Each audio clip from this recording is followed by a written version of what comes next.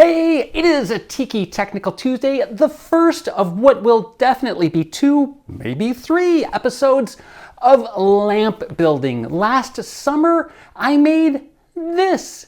My first lamp. I loved it. I did it for the Tiki Oasis lamp show, and I decided to do an edition of 10, which means I'm gonna have to do some finicky things. We're gonna do some jigs, we're gonna do some patterns, we're gonna do some things I've never done before, and we're gonna make 10 incredible lamps.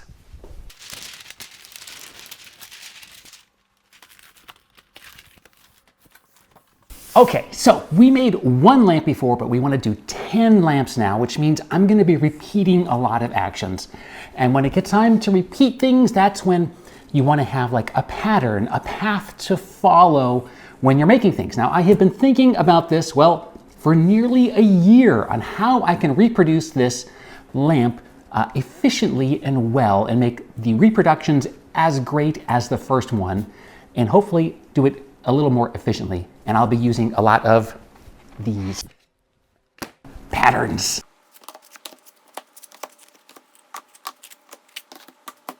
Okay, so I have made a pattern for every component to make the lamp with, every wooden component. We have got the back, we have got the side, we have got the nose, and we have the forehead, and finally we have the front. Now, you'll notice that I have 2 of each component. I've got face over here and I have face over here. What's the difference? This one is my tracing pattern. I'm going to use this to trace the outline on wood that I want to cut for the piece. And this is my cutting pattern. This is the exact dimension of the finished lamp. You will notice that the tracing pattern is 1/8 of an inch larger than the actual cut one. This means that when I trace a line and I roughly cut it out with the bandsaw, I don't accidentally cut into the good part of the lamp. This one is for me to follow with an eyeball and a pen, and this one I'm going to follow on a router table. At least that is the plan. First thing we have to do is remove the protective masking that covers all of the clear acrylic. This protects the acrylic from any flashing or heat marks caused by the laser when we cut the parts. Okay, that would have probably been a lot easier if I don't chew my nails when I'm nervous, but guess what? I chew my nails. So as you notice, this is done out of a clear acrylic so that I can see the wood through here when I lay out my planned cuts. And I didn't do this. Denise very kindly lasered in a name for each one of these, and also I made sure to notate that it is the 1/8 inch offset because I do not want to use this one by accident. This one's thicker. This is the exact size of the wood that we want to cut, and the offset is just, well, it's a 1/8 inch offset. I want to be absolutely sure that I do not confuse these two because that would be a disaster. All right, anyway, we've got the cutting patterns, the marking patterns. I've already confused them. We've got the marking patterns all prepped. Let's go mark some wood. Just like the original lamp, I'm going to make this lamp out of Jatoba. I don't know if I'm pronouncing that correctly. It's also known as Brazilian cherry. I went to our local wood supplier and bought what I hope is enough, but I also suspect is not enough. I'll find out in about an hour if I need to make another trip to the wood store. But I have, well, this is for something else. Ignore this. I've also got a thin sheet of sapele, which I'm also pronouncing incorrectly, I'm sure, to use for one of the back sections of the lamp. But the rest of it is the Jatoba, and I've got it in pretty wide sheets here and pretty thin sheets here. This hopefully will be enough for the front and back, and then all of these thinner pieces will be for the sides. Let's start marking the pattern onto the wood and see if we have enough.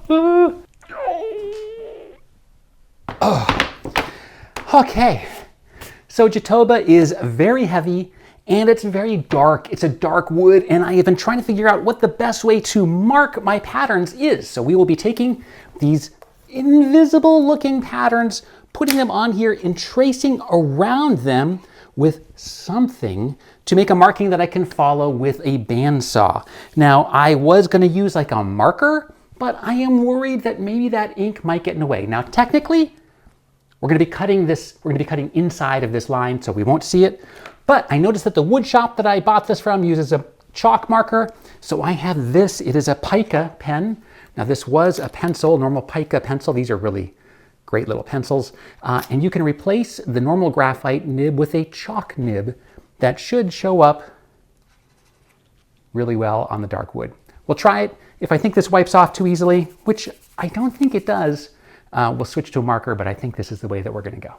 All right, I'm gonna need 20 of these. These are the side pieces. So it's 2 per lamp. I could do like this one. So that would be like 2. I think we'll have enough wood. Oh man, I don't know. I don't know if we're gonna be making a trip to the wood store today.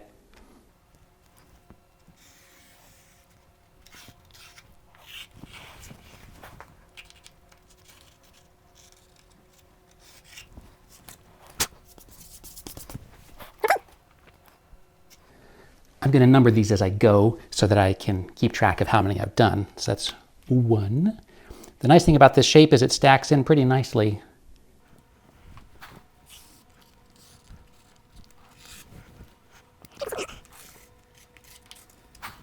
So at this point, I should acknowledge the fact that I am not really a professional woodworker. I consider myself an artist and a maker, but I am learning, and this is exciting. I'm excited about trying new things, but I'm also very self-conscious of all the professional woodworkers out there that might be watching this video and screaming into their phones or computers or whatever, saying you're doing it wrong. I probably am, I don't know. But I'm enjoying this, and I'm trying to not let that, well, things I talk about all the time, perfection paralysis and imposter syndrome, weigh me down. I just want to enjoy this process. And I realize now I should be butting this straight edge almost to the edge of the wood, just to get the most out of my wood. But hey, we got 2 of them done. The yellow marking pencil showed up great on the dark wood, and you can see these clear templates make it really easy for me to find some nice grain spots and really plot out the planned cuts just nicely to make sure I get some nice bits of wood, and I can really nestle them close to each other to make sure that I'm using up as much wood as I possibly can. I don't want to waste any of this stuff. It's really expensive. All right, I've plotted out all 20 side pieces as well as 4 noses and 1 forehead in these first 4 boards here. 1, 2, 4 boards. Now I've got 2 more thin ones left, and then I've got the wider ones that I'm using for the front and backs and maybe some foreheads. So before I wrap up on these final 2 boards, I'm gonna just make sure I have enough wood to do the fronts and backs. So we're gonna switch to the bigger stuff. Let's all collectively cross our fingers and hope that I don't have to go back to the wood store today.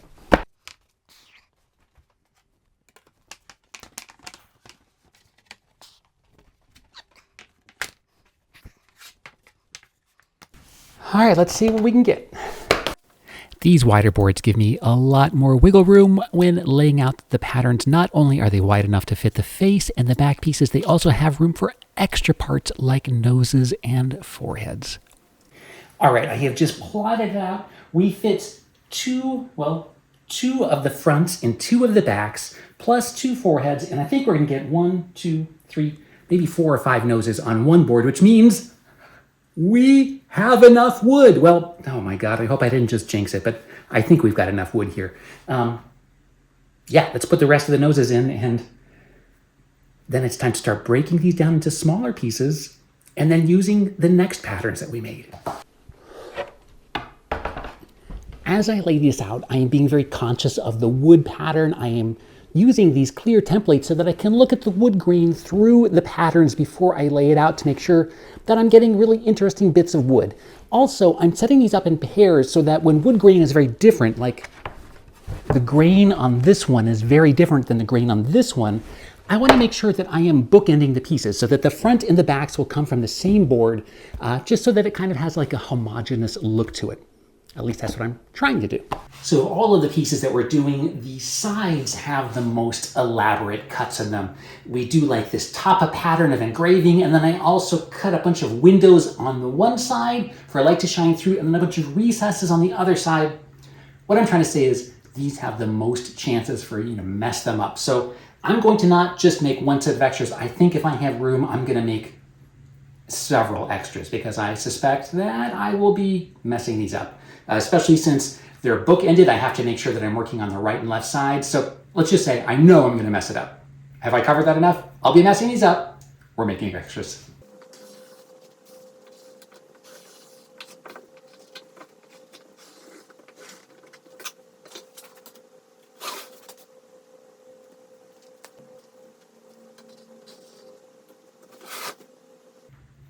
I really like the tight grain right here, so we're gonna do just a couple extra foreheads over here too.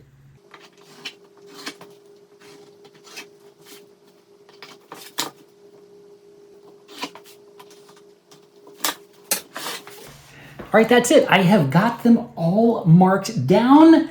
It's time to cut them up. Now, I have got a jigsaw here that I'm going to use to rough cut these, but then I'm going to make a special visit to my dad's shop. He's got a wood shop at his house, and he's got a critical tool that I am definitely going to need for this, and it's a bandsaw.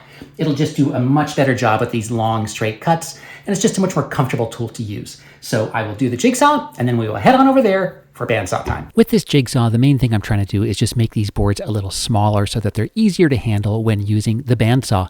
This Jatoba wood is super heavy, and these are just big, long, awkward pieces of wood. So if I can make a more bite-sized piece, that's always easier to handle.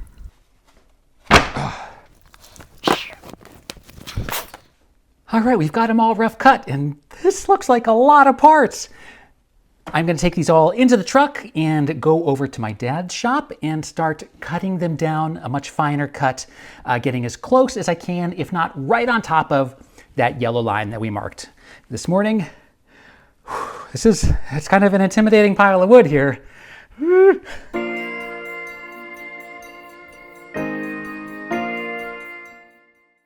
Alrighty, here I am on my dad's bandsaw in his incredible wood shop. I'd like to, at this point, thank my dad not only for letting me use his incredible wood shop, but also for being the dad that he is and basically just making me an amazing maker. I learned so much by just working with him as I grew up, and I am forever grateful for that.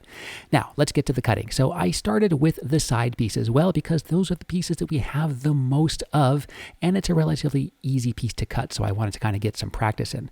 From there, we went through all the remaining pieces of the lamp. I started simple and then got more complex. So the simplest piece was the forehead, and then I went into the back piece, which is the big simple piece, and then I did the noses, which were a little bit more complex, and then the front piece with the tricky eye sockets. Now, I thought I was doing myself a favor by staying on the outside of this line, which is already a 1/8 inch offset from the actual cut line that we want to do on the router. Turns out that isn't really the case. After 2 days in my dad's wood shop on the bandsaw, I had a giant pile of scraps and a table covered with parts that I thought were ready to head over to the router table. Now, I learned really quickly that these parts aren't quite ready yet.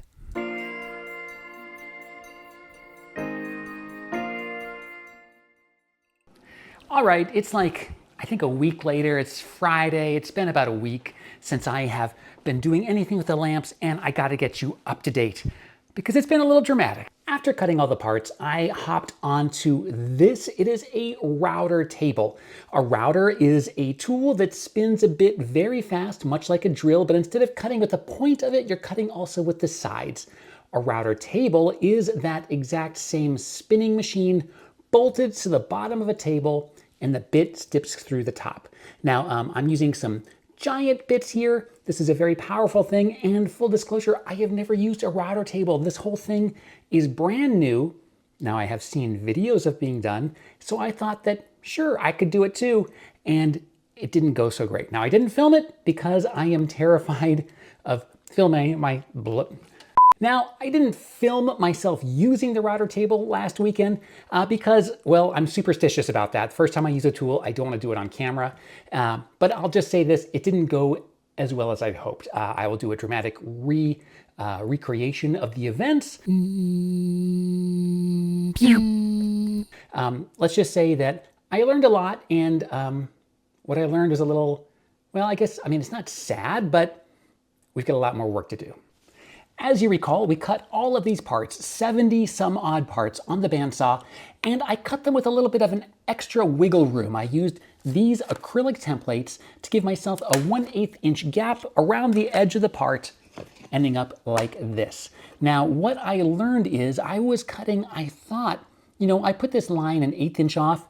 I actually put it a little past 1/8 inch off, and then I used the bandsaw and cut a little past that. So I have almost a 1/4 inch, and I quickly learned that you cannot cut that much material away with a router. I was thinking of a router like a table saw, but it's not. It cannot move that much material. So I'm gonna have to remark all of these much closer to my planned line, no more than 1/8 inch. I'm gonna try for even a 1/16 inch, and then we have to try to cut them again. So I'm gonna remark them. I'm gonna take them all back to my dad's workshop and recut them on the bandsaw, and then hopefully the router table will do a good job. That being said, I also want to fix something about this router table because it's very uncomfortable to use. So here is the table as I have it set up, or as I tried to use it last weekend. It is a Bosch router table. It is a nice router table, and this kind of gets into the realm of, well, what tool can you afford? What tool do you want? What tool do you need? All of those things can be the same tool or different tools.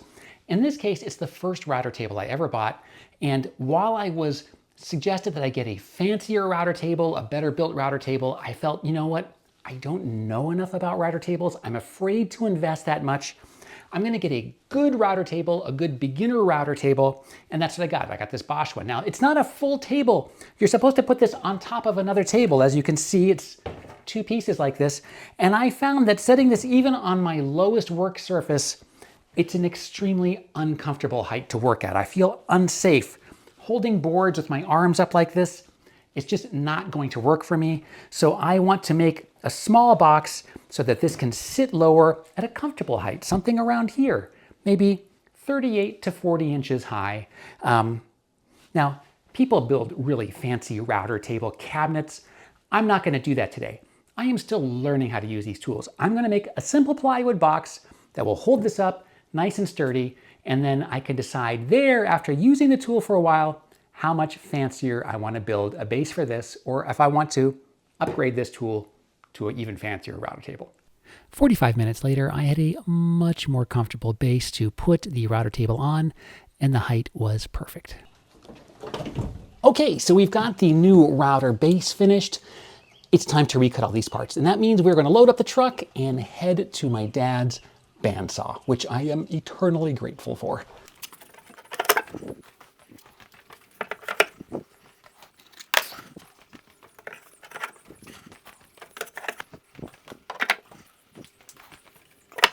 Okay, here we go.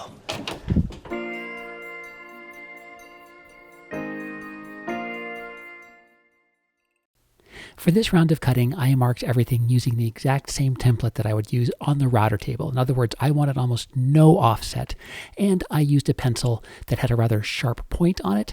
And now when we got to the cutting part, I put a lot of time into each one of these cuts, making sure that I got right onto the line, if not cutting that actual line itself in half. It was a lot more painstaking than it was the first time around because I'm not giving myself plenty of wiggle room, but it was also very satisfying to be right on that line. Now, some of these parts were pretty easy to cut, like this big back piece, but some of the other parts were really, really a hassle to cut. Doing the eye sockets on the face piece took a very, very long time, and I'm glad that there were only, I believe, 11 of these that I had to cut. At the end of a long day on the bandsaw, I had 70 plus recut pieces, and you can see just how much wood I removed. Much better to remove this with the bandsaw than it is with the router table. All right, it's 4 o'clock. I'm back in the studio and I have recut all of the pieces, all 70 plus pieces. I am zonked, I'm not gonna lie. I am not even gonna attempt to try the router table this afternoon. I'm just too tired. And I just want to be able to really focus and, not hurt myself. So we will try the router tomorrow, and let's just collectively cross our fingers and hope that tomorrow goes smoothly and that it was worth all the time we spent doing these cuts again.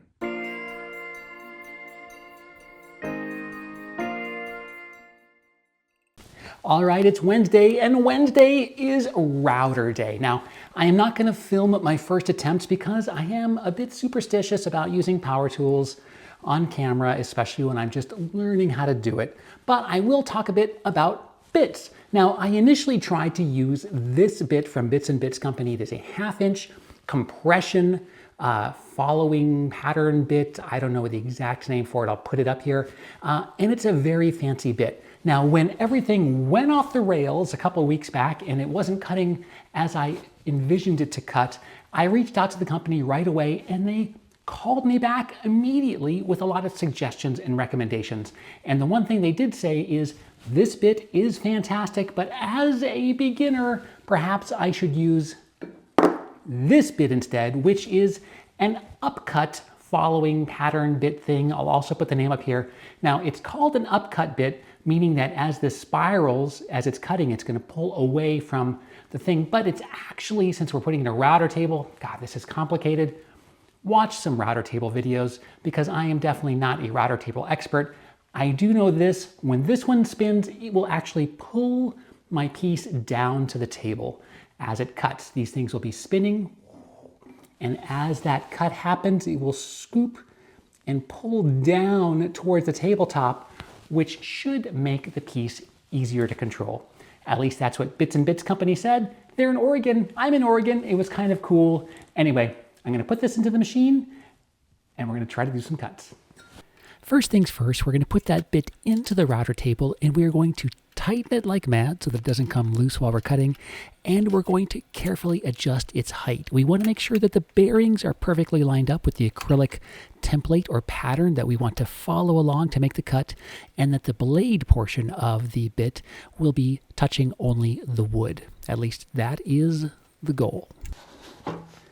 All right, I've got the height set so that this little rolling bearing will touch the acrylic top. This is the pattern that is going to guide the cutting blade. And the actual cutting blade section is at a great height for removing the wood. Now, of course, I'll be sticking this down when we make the cut. But before we start cutting, I do want to adjust something underneath this after looking at my dad's brilliant router table setup. So my dad has this exact same router table.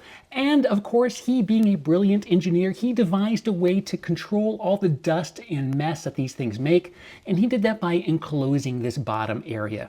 I'm going to do the same thing, but because I'm under a bit of a time crunch and I'm still trying to figure out what materials would be best to do it with, I'm going to make a temporary dust enclosure out of foam core just for today, so we can do some cutting today and decide what materials would be best to make a more permanent dust box for this table. So I did end up enclosing the entire router table using some foam core and some grip tape to try to seal off any extra areas and funnel all the dust and debris into the vacuum tube that I connected to the back of the router table. Did it pay off? Well, sort of. It did maybe control some dust, but it didn't work quite as well as I would have liked. I ended up capturing just a lot of sawdust inside of the router table. But let me tell you what did work, and that is the actual routing. Everybody, I am so happy to report that these parts cut fantastically. Now, of course, I didn't film the first few ones that I did because, like I said, I'm superstitious with power tools and the first time I use them, but I did film the rest of the parts so you could see how it went down. First things first, you use this double-sided tape to stick the acrylic pattern down onto our wood blank. So we're doing the sides first. I started with the sides because, well, we've got a million of them to do and it's a relatively simple form. This double-sided tape is extremely strong, so you do not need a lot of it. I'll put a link to it in the description of this video. It is fantastic stuff. I use it all the time with my Shaper Origin. Once you got that thing down there, you want to really mash it on to get it in position. And I'm just going to let you know I'm doing this one in real time so you can see how quickly this thing goes, and then we will speed things up for the rest of the parts. But all of these videos, when you look at them online, they do them at like 2 times speed or 4 times speed. So I want you to see what the actual speed is with a router table. It is still really fast, but it's not magic fast like you sometimes see online. We ease it in and we are off. Now I am treating that little red circle kind of like the red circle of death, and I do everything in my power to keep my hands away from that red circle that surrounds the extra dangerous, deadly router bit. Anyways, here we go. We're underway, and you can see I keep my fingers as far away from that as possible, and I'm going to move my hands away. And this is the tricky bit. Everyone says that end grain is the really difficult thing to do, so you want to just really kind of keep the bit against your acrylic template around corners like this, And now I'm going through end grain here, and it cuts it extremely well and extremely fine. These surfaces look fantastic after they're cut. It's really unbelievable, and I'm not getting any burning or anything like that. It just cuts like a dream. It cuts like an absolute dream. It is hard to watch this in real time, though, so you know what? I think we're going to speed it up and make our way through all the rest of the lamp parts. Oh, okay. That's so much better. I like it fast. So after we did all of the bazillion side pieces, we moved on to the forehead, a much simpler piece, but it's smaller, so I had to be extra careful to stay away from that deadly router bit. And then we moved on to the large back panels, which were a piece of cake to cut, large and simple shapes. From there, we went on to the nose, which was perhaps the trickiest of all because of this little like notch in the what will be the top part of the nose. And lastly, we moved on to the back piece with these really tricky eye socket sections. In fact, we ran into a bit of a problem here. All right, we've got a bit of a situation here. I only have 3 more parts to cut with the router table for the lamp, and then all 70 some odd parts are done. And I broke the pattern here. I was coming around the corner and it just snapped off this little bit. I think I was just putting too much force on it. I should have just been much more gentle. At any rate, yeah, this cut, it did dig a little past where I want it to go, but that's okay because this is actually going to be covered by the forehead piece. Still, not too thrilled about this. I'm going to have to go talk to Denise, and hopefully we have enough 1/4 inch acrylic in the studio for her to cut a new piece for me, a new template, just so I can cut those last 4 pieces. We'll see. If she doesn't have one, then this episode will definitely end right here. Hopefully she has just a little bit of extra acrylic in studio. So the bad news is we did not have any extra 1/4 inch acrylic in the studio, but the good news is we did have 1/8 inch MDF wood, and Denise was kind enough to cut me a fresh new pattern out of this 1/8 inch MDF. Now, of course, this is a different thickness than the 1/4 inch acrylic, so I have got to go back to the router table and readjust the height of the bit to make sure that the bearing will touch only the pattern and that the cutting area of the blade will touch the wood. Once the height was set, we were back in business and I was able to cut the final. Ended up, I had to cut 4 more pieces, and then we were all done with the table.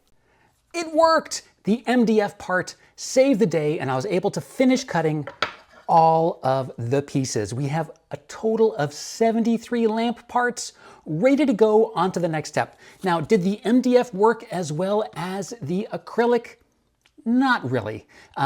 The 1/4 inch thickness is a lot easier to line up the router bit, like the little rolling part, the bearing of the router bit on.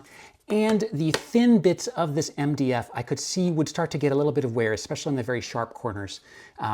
So this was great for the 4 that I had to cut with it, but I would not want to use this for all of the parts. So what is next? You might be wondering when we are going to use the Shaper Origin, our handheld CNC router, because we made almost the entire first version of this lamp with it last year. Well, do not worry, we are indeed going to crack this box open and use the shaper to make jigs. But that's a whole nother step, and I think that this is a perfect time to end this episode, and we will continue on later in episode 2, jigs of the lamp making process. In the meantime, I will put 2 videos up here for you.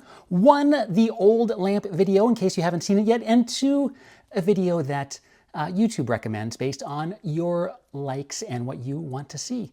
Thank you for joining me. I will see you in the next episode of Tiki, a Technical Tuesday.